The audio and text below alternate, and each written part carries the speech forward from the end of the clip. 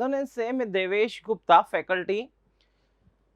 अभी हम लोग जिस टॉपिक को डिस्कस करने जा रहे हैं ये पार्ट है जनरल स्टडीज का। जनरल स्टडीज में general science,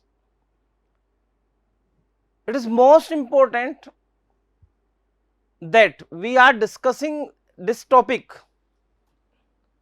in reference of GK. तो जो बहुत ब्रीफ इंट्रोडक्शन मैं आपको दे रहा हूं, आपको मैं विश्वास के साथ कह सकता हूं कि इस ब्रीफ इंट्रोडक्शन में हर एक लाइन आस्क्ड क्वेश्चन है इन रेलवे एग्जाम। तो रेलवे में तो ये जो देश की सबसे बड़ी प्रतियोगी परीक्षाओं में जानी जाती है, ये हर एक लाइन पूछी गई है। और बहुत विश्वास से, एक लंबे अनुभव के साथ, आप लोगों के साथ हमारा रिसर्च एंड एनालिसिस डिपार्टमेंट जो बैक ईयर पेपर की स्टडीज करता है, उस बेस पर हम मोस्ट इंपॉर्टेंट पार्ट, बहुत बेसिक इंट्रोडक्शन है लेकिन मोस्ट इंपॉर्टेंट पार्ट है। तो जितनी भी लाइन आज हम शेयर करेंगे जो स्लाइड में होगी, हर एक लाइन पर आपको रेलवे में क्वेश्चन पूछा जा चुका है। अब इन रेफरेंस ऑफ साइंस, तो जो साइंस के स्टूडेंट्स हैं, अगर आप इंजीनियर हैं, बायोलॉजी से हैं, बायोलॉजी में भी आपने एटॉमिक स्ट्रक्चर तो पढ़ा होगा फिजिक्स में, तो उनके लिए तो इतना इतना बहुत सिंपल और बहुत इजी अप्रोच वाला टॉपिक है। लेकिन आप सोचिए कि जब आपका कॉमर्स के स्टूडेंट भी एग्जाम देते हैं, आर्ट्स के स्टूडेंट भी एग्जाम देते हैं, तो जनरल स्टडीज का जब पेपर बनाया जाता है उसमें यह ध्यान रखा जाता है कि सारे सब्जेक्ट के स्टूडेंट उसे फॉलो कर रहे हैं। तो उनके लिए जो टर्म आपके लिए बहुत इजी है, if there is a very easy term for you, it may be difficult for other students, वो दूसरों के लिए बहुत कठिन हो सकती है। उनका सब्जेक्ट ही नहीं है। 10 टू द पावर -19 इसको समझना ही आर्ट्स वाले स्टूडेंट के लिए तो मतलब बड़ा, कई बार वो माइनस का जो चिन्ह साइन लगा हुआ है उसको वो नेगेटिव चार्ज से जोड़ने लगते हैं कि नेगेटिव चार्ज को शो कर रहा है क्या। लेकिन वही साइंस वालों के लिए पता है कि पावर है। वो बहुत छोटी सी टर्म है, मास, द्रव्यमान। इसको आर्ट्स के स्टूडेंट को समझना या उसको समझा पाना कॉमर्स के स्टूडेंट के लिए बिल्कुल नई टर्म है। ये वैसे ही है जैसे रेपो रेट एक इंजीनियर के लिए समझना या साइंस के स्टूडेंट के लिए समझना थोड़ा सा इतना आसान नहीं है, वैसे ही कॉमर्स वाले के लिए पावर लगी हुई है, मास क्या है, वेट क्या है, mass, what is difference between mass and weight, उन दोनों में क्या अंतर है, ये समझना मतलब अपने आप में थोड़ा सा मुश्किल है।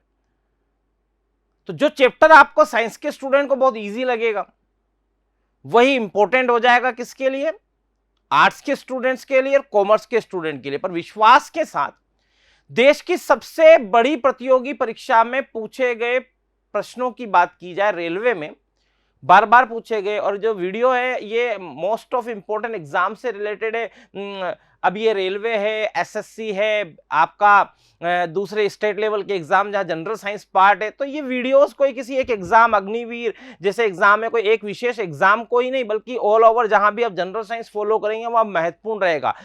तो बहुत बेसिक इंट्रोडक्शन बता रहा हूं, पर विश्वास से कह रहा हूं अगर आर्ट्स के स्टूडेंट हर एक लाइन को व्यवस्थित रूप से नोट्स में लिखेंगे, समझेंगे, ये क्वेश्चन बार बार होगा। इसकी इंपॉर्टेंस वैसे ही है जैसे बायोलॉजी में सेल चैप्टर है, कोशिका है, और उस सेल वाले चैप्टर में से power house of mitochondria, suicidal bag, lysosome, अगर ये वन लाइनर अप्रोच भी याद कर ली जाए तो आपको कहीं डिस्क्राइब नहीं करना है, एक्सप्लेन नहीं करना है, आपके जो मोस्ट ऑफ एग्जाम एमसीक्यूज पर बेस्ड है वो क्लियर होंगे।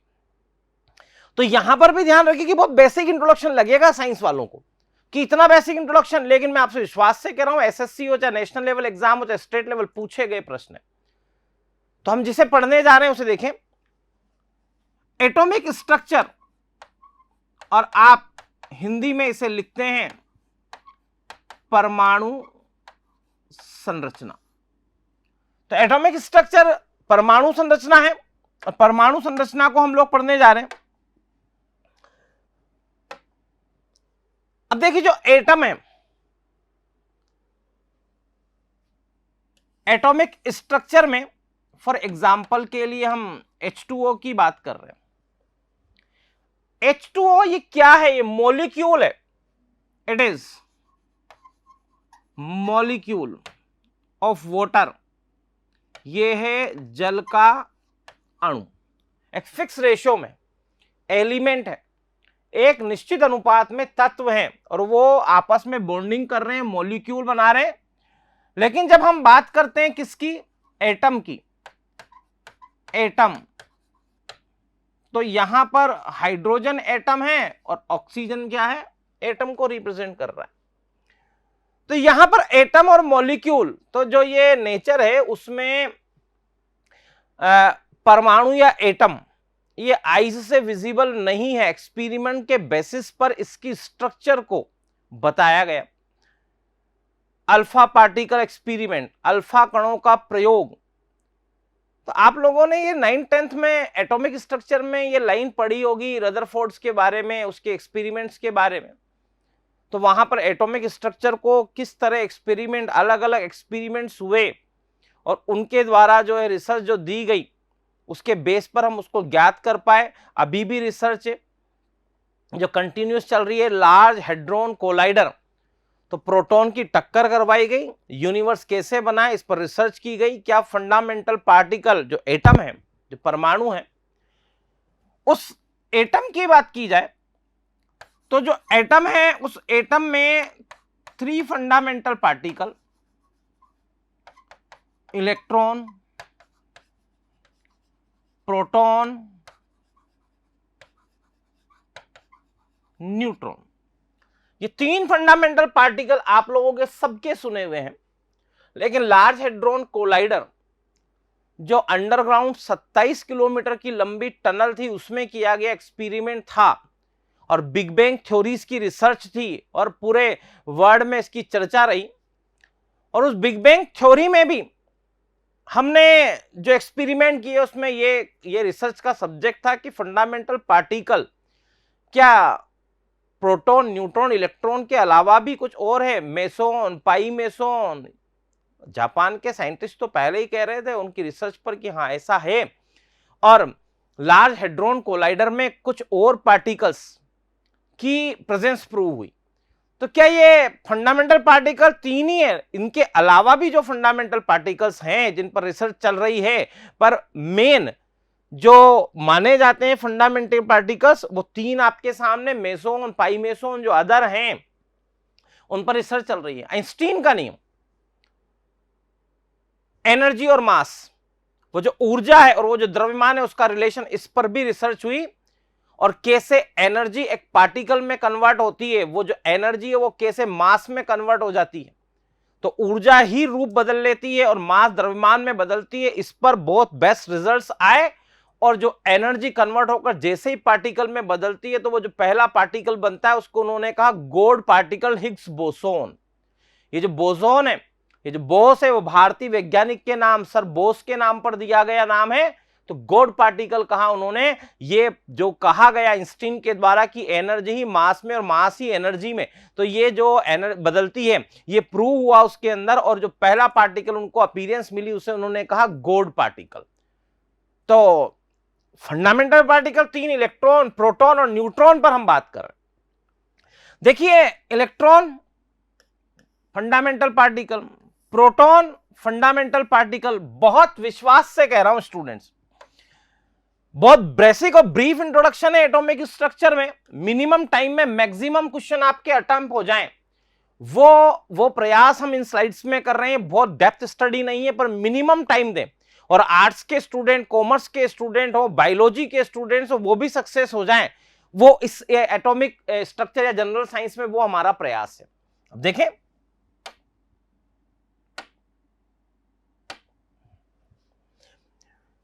वो जो इलेक्ट्रॉन है फंडामेंटल पार्टिकल। अब इलेक्ट्रॉन जो है वो एटम की जब बात की जाती है स्ट्रक्चर में तो न्यूक्लियस के चारों ओर, तो यहां लिखा हुआ है electron founts around the nucleus in atom.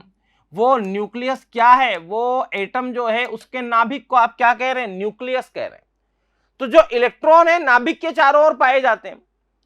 Electron के बारे में जो अगला पॉइंट है वो ध्यान रखेंगे। देखिए, जो चार्ज है, जो किसकी बात की जा रही है, चार्ज को एक तो मैं हिंदी में टर्म लिख रहा हूं, जो उसके ऊपर आवेश पाया जाता है।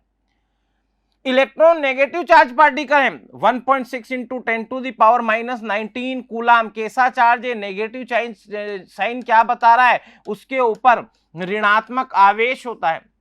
तो सारे स्टूडेंट्स जो स्टूडेंट फॉलो कर रहे हैं वो लिखिए, इलेक्ट्रॉन पर चार्ज नेगेटिव है और इलेक्ट्रॉन पर जो चार्ज नेगेटिव होता है वो कितना होता है? 1.6 इंटू 10⁻⁻19 कूलाम।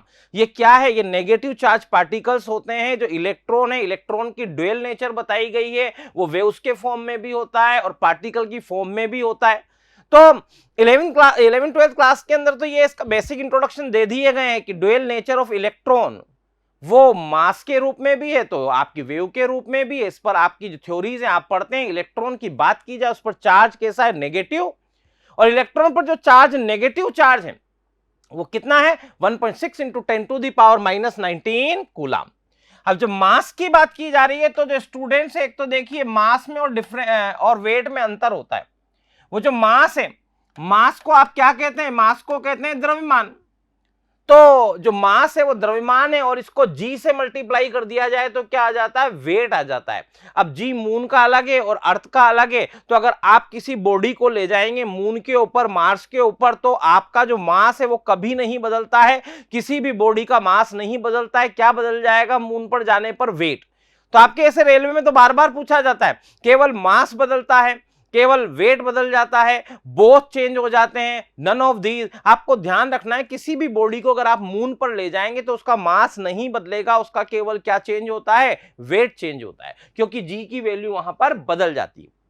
अब देखें, जो द्रव्यमान है जिसे हम कह रहे हैं मास, स्टूडेंट लिख लीजिए, हिंदी में क्या कह रहे हैं? मास को द्रव्यमान कह रहे हैं। देखें मास कितना है? 9.1 इंटू 10⁻31 किलोग्राम। आप सारे स्टूडेंट ध्यान रखिए, अगर डिजिट के बाद की बात की जाए डेसिमल्स में तो हो सकता है आप साइंस के स्टूडेंट है, 9.1 के आगे डिजिट पर आप लोग आपके पास डेटा भी होगा। लेकिन एक जो एक्सपीरियंस है, जो कॉम्पिटिटिव एग्जाम्स की बात कर रहे हैं जहां आर्ट्स और कॉमर्स के स्टूडेंट बैठ रहे हैं, आप ध्यान रखिए गवर्नमेंट जॉब एंट्रेंस एग्जाम में जो क्वेश्चंस होंगे आपका 9.1 में ही क्वेश्चन सोल्व हो जाएगा। आपको डेसिमल तक याद करने की जरूरत नहीं है। तो अगर यहां बात कर रहे हैं what is mass of electron, 9.1 into 10⁻⁻31 kilogram, ये आप याद रखें। अब देखिए डिस्कवरर, जो इलेक्ट्रॉन की खोज की गई वो किसके द्वारा की गई? J Thomson. अब देख, आप जब टीचर के साथ जुड़ते हैं, एक एक्सपीरियंस इंस्टीट्यूट के साथ जुड़ते हैं, उसका फायदा आपको जरूर मिलता है, क्योंकि थ्योरीज तो लिखी हुई आप याद कर सकते हैं, लेकिन मोस्ट इंपॉर्टेंट क्वेश्चन कौन से और किस रेफरेंस में और वो किस प्रकार से, किस टाइप से पूछे जाते हैं, ये आपको मिलता है। 2 क्वेश्चन डिस्कस कर रहा हूं, आप याद रखिएगा, बार बार पूछा जाता है।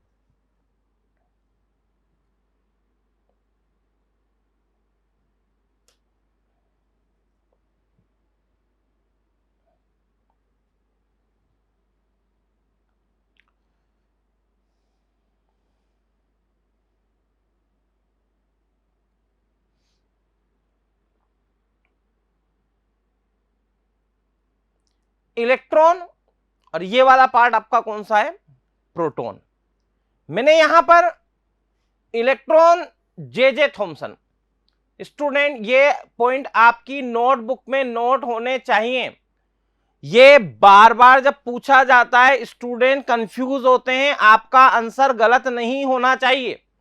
अगर मैं ये कह रहा हूं कि जो वो इलेक्ट्रॉन है, अगर वो सिर्फ पूछ रहे हैं कि बताइए इलेक्ट्रॉन की खोज किसके द्वारा की गई, आपके सामने आपका आंसर है जे थॉमसन, वही तो रिपीट किया है मैंने।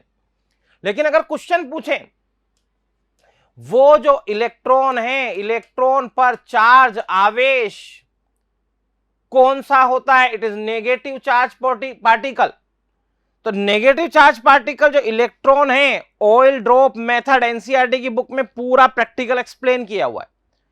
अब देखिए एक पूरा पैराग्राफ है और कैसे वो एक्सपेरिमेंट किया गया उसके बारे में एनसीईआरटी की बुक्स में लिखा हुआ है। अब एक पैराग्राफ में से एक लाइन आपके लिए बता रहा हूं जो एग्जाम्स में पूछी जाती है। तो यही आपको फायदा है, आपको प्लेटफॉर्म यानी आपके यूट्यूब चैनल पर आप जो पढ़ पा रहे हैं ऑनलाइन वीडियो, इसका फायदा मिल रहा है आपको। एक पूरे पैराग्राफ में वो इंपॉर्टेंट लाइन जो आपको बार बार एग्जाम में मिलेगी, तो आपका समय बचेगा, आपके जो एफर्ट्स हैं वो आप सही जगह लगा पाएंगे, उसका फायदा आपको होगा। देखिए 2 क्वेश्चन है उस पूरे पैराग्राफ में जो एनसीईआरटी में दिया है, कैसे इलेक्ट्रॉन पर नेगेटिव चार्ज होता है, ये प्रूव किया गया, ऑयल ड्रॉप मेथड से प्रूव किया गया। और ये किसके द्वारा प्रूव किया गया, जो साइंटिस्ट था उसका नाम क्या था, Millikan. Both are important question है।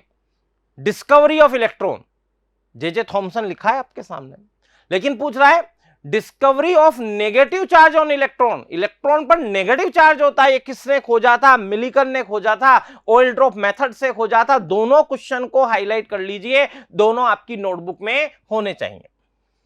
प्रोटॉन की बात कर रहे हैं, तो जब हम प्रोटॉन की बात करते हैं, प्रोटॉन और न्यूट्रॉन दोनों कहां पाए जाते हैं, proton found in nucleus. Japan के साइंटिस्ट कहते हैं कि न्यूट्रॉन का जो लाइफ स्पान है वो तो 17 मिनट का है, प्रोटॉन न्यूट्रॉन में और न्यूट्रॉन प्रोटॉन में बदलते रहते हैं। तो अपना जो एक रिसर्च है, प्रोटॉन की बात की जाए, प्रोटॉन न्यूट्रॉन में, न्यूट्रॉन प्रोटॉन में बदलते रहते हैं। जापान के साइंटिस्ट कहते हैं केवल 17 मिनट ये लाइफ है किसकी, न्यूट्रॉन की। तो देखो अलग अलग रिसर्च हो सकती है, रिसर्च के सब्जेक्ट हैं, अभी हम सब कुछ थोड़ी जान पाए हैं। लेकिन प्रोटॉन और न्यूट्रॉन की बात की जाए, both found in nucleus, nucleus नाभिक में पाए जाते हैं। न्यूक्लियस को मैं हिंदी मीडियम में पहले भी बता चुका हूं, क्या है नाभिक, वो जो चार्ज है और जो आवेश होता है, आवेश में ये पॉजिटिव चार्ज पार्टिकल है, मैंने पॉजिटिव का साइन बता रखा है, आप लोगों को मैंने बता रखा है वो कैसा है, धनात्मक आवेश है। और नेगेटिव चार्ज की बात की जाए तो 1.6 इंटू 10⁻⁻19 कूलाम। देखिए वो दोनों, यहां पर भी यही है, यहां पर भी यही है, ये नेगेटिव चार्ज है और ये कैसा है, पॉजिटिव। तो देखें अब न्यूक्लियस में पॉजिटिव है और इलेक्ट्रॉन में नेगेटिव चार्ज है, तो ये अट्रैक्शन होगा दोनों के बीच में, आकर्षण का कारण बनेगा। तो सारे स्टूडेंट सुनेंगे, प्रोटॉन पर पॉजिटिव चार्ज होता है, कितना होता है, 1.6 इंटू 10⁻⁻19 कूलाम, उतना ही है जितना किस पर है, इलेक्ट्रॉन पर। लेकिन वो नेगेटिव चार्ज था और ये कैसा चार्ज है, पॉजिटिव चार्ज है। मास को मैंने पहले ही बता दिया है, द्रव्यमान। अब द्रव्यमान में ध्यान रखिएगा, 1.6 इंटू 10⁻⁻27 किलोग्राम। तो द्रव्यमान प्रोटॉन का कितना है, 1.6 गुणा 10⁻⁻27 किलोमीटर। डिस्कवरर पर बात की जाए, मैंने स्टार लगा दिया है। तो केवल एक स्लाइड को देखा और अगर आप उसको जब पूरा सुनेंगे, कई क्वेश्चन क्लियर होंगे। मैंने खुद ने स्टार लगाया, किसके ऊपर लगाया है, रदरफोर्ड के ऊपर लगाया है। तो अभी यहां पर आप लोगों को मैं यहां पर जब बात कर रहा हूं प्रोटॉन में, फिर 2 महत्वपूर्ण क्वेश्चन दूंगा, स्टूडेंट एग्जाम में कभी गलत नहीं होंगे। ये मैं उनके लिए कह रहा हूं जो आर्ट्स के स्टूडेंट है, कॉमर्स के स्टूडेंट है, जो जनरल साइंस का पेपर फॉलो करेंगे। बहुत महत्वपूर्ण प्रश्न है। साइंस वाले स्टूडेंट ऐसे होंगे जिनको लिए इजीली याद है उनको कि स्टार के साथ क्या जुड़ा हुआ है, क्या मैं बताना चाह रहा हूं। लेकिन इंपॉर्टेंट है आपके वो स्टूडेंट जो हैं आर्ट्स के, जो हैं कॉमर्स के, वो जनरल साइंस पढ़ रहे हैं, आपके लिए आपको डेप्थ में थ्योरी नहीं पढ़नी पड़ेगी, आपकी सक्सेस का बेस मिनिमम टाइम में बनेगा। 2 question we are going to discuss 2 questions about proton 2 important approach. अभी मैंने इससे पहले भी बताई आपको इंपॉर्टेंट अप्रोच। तो देखेंगे, एक तो मैंने प्रोटॉन इसलिए लिख दिया है कि भाई इनसे रिलेटेड बात कर रहे हैं, 2 इंपॉर्टेंट अप्रोच। यहां पर ध्यान रखिएगा, वो 2 जो इंपॉर्टेंट अप्रोच है, दोनों पर 2 क्वेश्चन। अभी मैंने कहा रदरफोर्ड, मैंने यहां फिर स्टार लगा दिया है। अब सुनेंगे, अगर मैं ये कह दूं वो जो प्रोटॉन है, प्रोटॉन पॉजिटिव चार्ज पार्टिकल है, प्रोटॉन की खोज की गई, प्रोटॉन की खोज करने वाले वैज्ञानिक का नाम क्या था, गोल्डस्टीन। सारे स्टूडेंट देख लीजिए, अभी तो मैंने यहां पर बताया नहीं है, आपको एक्सप्लेन नहीं किया है, अभी मैं यहां एक्सप्लेन कर रहा हूं। तो वहां तो रदरफोर्ड लिखा हुआ है, स्टार लगा रखा है मैंने। तो सुनेंगे, डिस्कवरी ऑफ प्रोटॉन गोल्डस्टीन। लेकिन प्रोटॉन वो जो एटम है उसमें होता कहां है, न्यूक्लियस में होता है। तो पहली लाइन थी ना, न्यूट्रॉन और प्रोटॉन दोनों न्यूक्लियस में है। तो जब आपसे प्रश्न पूछा जाएगा अल्फा पार्टिकल एक्सपेरिमेंट, प्रोटॉन की नाभिक में उपस्थिति, तो प्रोटॉन है, पॉजिटिव चार्ज पार्टिकल है, ये तो प्रूव हो गया। लेकिन प्रोटॉन नाभिक में पाए जाते हैं, ये किस वैज्ञानिक ने प्रूव किया? अल्फा पार्टिकल एक्सपेरिमेंट, अल्फा कणों का प्रयोग किसके द्वारा बताया गया? रदरफोर्ड। तो स्लाइड को देखकर डिस्कवरर के नाम पर आप कंफ्यूज ना हो, मैंने क्लियर किया है दोनों फैक्ट, आपको दिखाई देंगे एग्जाम में, कभी आपका क्वेश्चन गलत नहीं होगा। स्टूडेंट खोजा किसने? गोल्डस्टीन ने। लेकिन उस एटम में वो जो प्रोटॉन है, पॉजिटिव चार्ज पार्टिकल है, वो होते कहां पर है? न्यूक्लियस में होते हैं। ये किसने प्रूव किया था? ये अल्फा पार्टिकल एक्सपेरिमेंट रदरफोर्ड ने प्रूव किया। आपसे फिर विश्वास के साथ कह रहा हूं, हर लाइन इस चैप्टर की एग्जाम में पूछी गई है। बहुत बेसिक इंट्रोडक्शन है लेकिन मोस्ट इंपॉर्टेंट है इन reference of general science. Neutron fundamental particle. एक तो फंडामेंटल पार्टिकल के बारे में मैं आपको हिंदी में भी बोल देता हूं, फंडामेंटल पार्टिकल, इसे बोला जाता है मूल कण। तो जो न्यूट्रॉन है founts in nucleus of atom. तो हम 3-4 बार तो डिस्कस कर चुके हैं न्यूट्रॉन कहां पाए जाते हैं? नाभिक में पाए जाते हैं। अभी स्टूडेंट देखेंगे इन पे जो चार्ज होता है ना तो पॉजिटिव है ना नेगेटिव है, किसी भी तरह का चार्ज नहीं है। न्यूट्रॉन की बात की जाए तो ये न्यूट्रल होते हैं। ये कैसे होते हैं? उदासीन। तो न्यूट्रॉन पर चार्ज कितना है? ये तो क्वेश्चन ही नहीं हो सकता। क्यों? Because of neutron is neutral particle, वो उदासीन होते हैं, इसीलिए न्यूक्लियर रिएक्शंस में तो वहां पर जब एटॉमिक पावर हम जनरेट करते हैं तो जो एटॉमिक रिएक्शंस हम लोग वहां कराते हैं, नाभिक के विखंडन की जो प्रक्रिया है उसमें किस पार्टिकल का प्रयोग होता है? नाभिक में एंट्रेंस किसकी कराई जाती है? न्यूट्रॉन की। इसको ट्रिगर कहते हैं। तो नाभिक के विखंडन में न्यूट्रॉन का प्रवेश नाभिक में हो जाएगा, न्यूक्लियस अनस्टेबल हो जाएगा, और आइंस्टीन के नियम पर बेस्ड थ्योरी है और इससे एनर्जी प्रोडक्शन होता है। तो मास कैसे एनर्जी में कन्वर्ट होता है ना, द्रव्यमान कैसे ऊर्जा में बदल जाता है, उस पर बेस्ड है ये थ्योरी। आपको ध्यान रखना है neutron is negative particle, sorry neutral particle. Mass कितना है? 1.6 इंटू 10⁻⁻27 किलोग्राम। अब यहां पर भी अगर हम लोग बात करें, उसका द्रव्यमान प्रोटॉन के बराबर बताया, लेकिन अगर डेसिमल में आप जाएंगे तो डिफरेंस आएगा थोड़ा सा। लेकिन फिर मैं कह रहा हूं कॉम्पिटिटिव एग्जाम्स की अप्रोच, ये कोई साइंस पर बेस्ड एग्जाम नहीं है। We are discussing about GK in reference of general science. तो आपका इसमें आपका क्वेश्चन सोल्व होता है, इतना ही दिया जाता है 1.6 इंटू 10⁻⁻27 किलोग्राम। ये किसका मास है? किसका द्रव्यमान है? न्यूट्रॉन का। और इसकी जो खोज करने का श्रेय जाता है वो किसको जाता है? चैडविक को जाता है। मोस्ट इंपोर्टेंट क्वेश्चंस में से न्यूट्रॉन की खोज किसने की? चैडविक ने। तो स्टूडेंट्स, वो फंडामेंटल पार्टिकल का हमने बहुत बेसिक इंट्रोडक्शन लिया है और हर एक लाइन एग्जाम में आती है। आगामी प्रतियोगी परीक्षाओं के लिए आपको बहुत बहुत शुभकामनाएं।